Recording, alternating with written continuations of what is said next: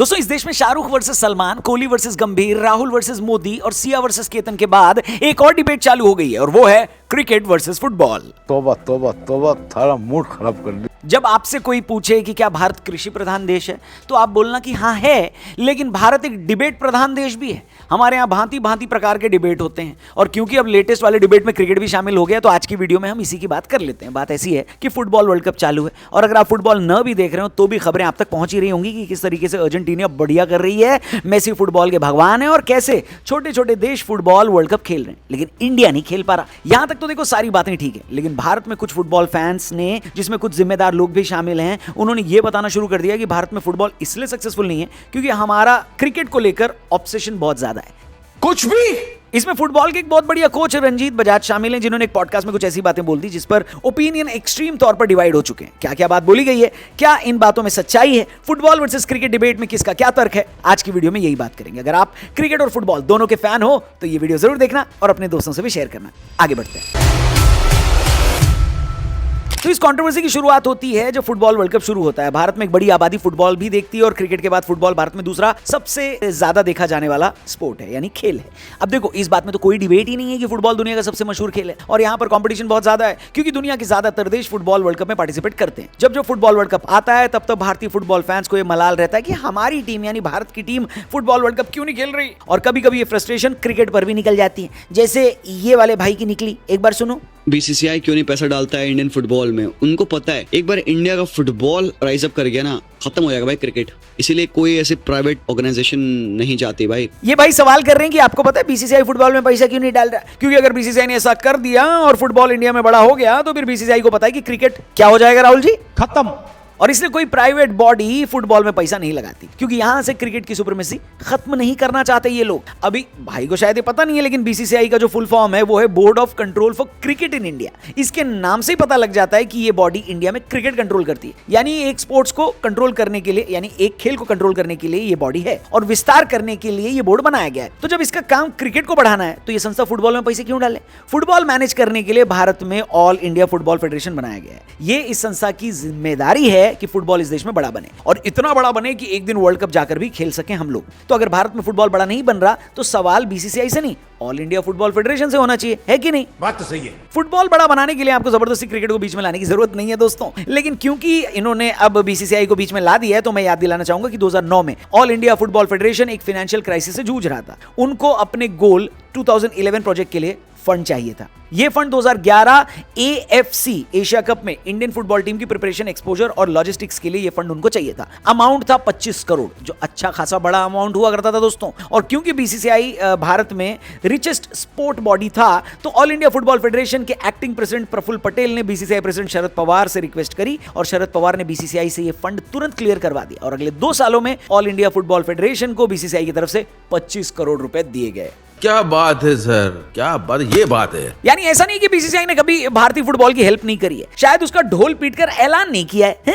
याद रखिए, एक बार फिर बता दूं, बीसीसीआई की कोई जिम्मेदारी नहीं बनती भारत में फुटबॉल को फंड करने की। इसकी जिम्मेदारी all India football federation, sports ministry और भारत सरकार की है क्योंकि बीसीसीआई एक प्राइवेट संस्था है दोस्तों। अगली कंट्रोवर्सी हुई थोड़े ही दिन बाद जब फुटबॉल के एक वर्ल्ड कप मैच के डिस्कशन के दौरान ये बात बोली गई। मैं तो ये बोलता हूं, I am praying for a moment India के साथ उल्टा हो कि हम क्रिकेट वर्ल्ड कप नहीं खेलें और फीफा वर्ल्ड कप खेलें।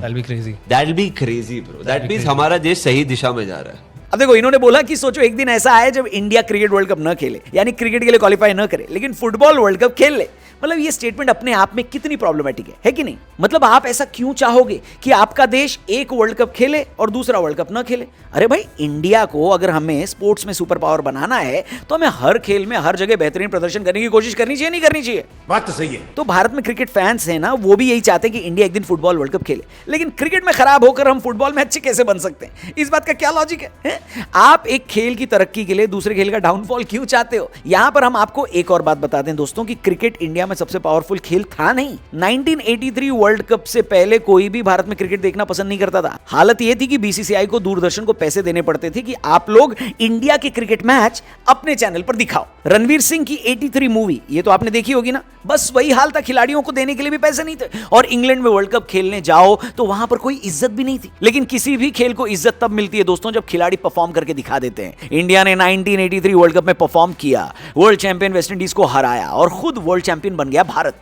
आप सोचो, जब भारतीय टीम वर्ल्ड कप जीतकर भारत वापस आई तो बीसीसीआई के पास पैसे नहीं थे अपने खिलाड़ियों को प्राइज मनी देने के लिए। उस वक्त पर लता मंगेशकर जी ने एक कॉन्सर्ट किया जिसके टिकट के पैसे से वर्ल्ड कप विनिंग टीम को थोड़ा बहुत प्राइज मनी मिला। समझे आप?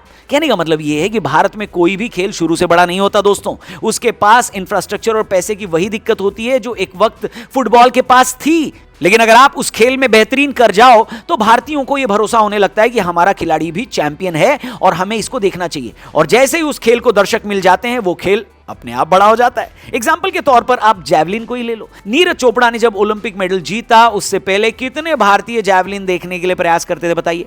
जैवलिन का हाल तो शायद फुटबॉल से भी बुरा रहा हो, लेकिन जैसे ही नीरज चोपड़ा ने अगेंस्ट द ऑड्स मेडल जीतकर दिखाया, आज भी अगर नीरज चोपड़ा किसी डायमंड लीग वगैरह में रात को 2 बजे भी थ्रो कर रहे होते हैं ना तो सोशल मीडिया पर हल्ला कटा रहता है और भारतीय फैंस रात को जाग जाग कर नीरज चोपड़ा को देखते हैं। बताइए, ये बड़ी अच्छी बात कही आप। इसको आप फुटबॉल से कंपेयर कीजिए। फुटबॉल में भी कंपैरेटिवली ज्यादा पैसा है। हमारी फुटबॉल की अपनी एक लीग है जिसमें जॉन अब्राहम से लेकर अभिषेक बच्चन, विराट कोहली से लेकर सौरव गांगुली सबने अपनी टीम ले रखी है। यानी भारत के मेजर सेलिब्रिटीज ने फुटबॉल में इन्वेस्ट किया। अब मैं बात बोलूंगा तो शायद कुछ फुटबॉल फैंस को बुरा लग जाए, लेकिन इसके बावजूद फुटबॉल टीम इंटरनेशनल लेवल पर कोई बहुत अच्छा प्रदर्शन नहीं कर पाई है। हमारी फुटबॉल टीम मालदीव, अफगानिस्तान से, बांग्लादेश से भी मैच हार चुकी है। अब ऐसा तो नहीं हो सकता ना कि अफगानिस्तान और बांग्लादेश फुटबॉल टीम के पास हमसे बेटर इंफ्रास्ट्रक्चर हो या हमसे ज्यादा पैसे हो, लेकिन फिर भी वो टीम हमें हराकर चली जा रही है। तो ये तो एक डिस्कशन डिमांड करता है ना भाई कि जो फुटबॉल के सभी स्टेक होल्डर्स हैं उनको साथ में बैठकर बातचीत करनी होगी, इसको सुधारना होगा।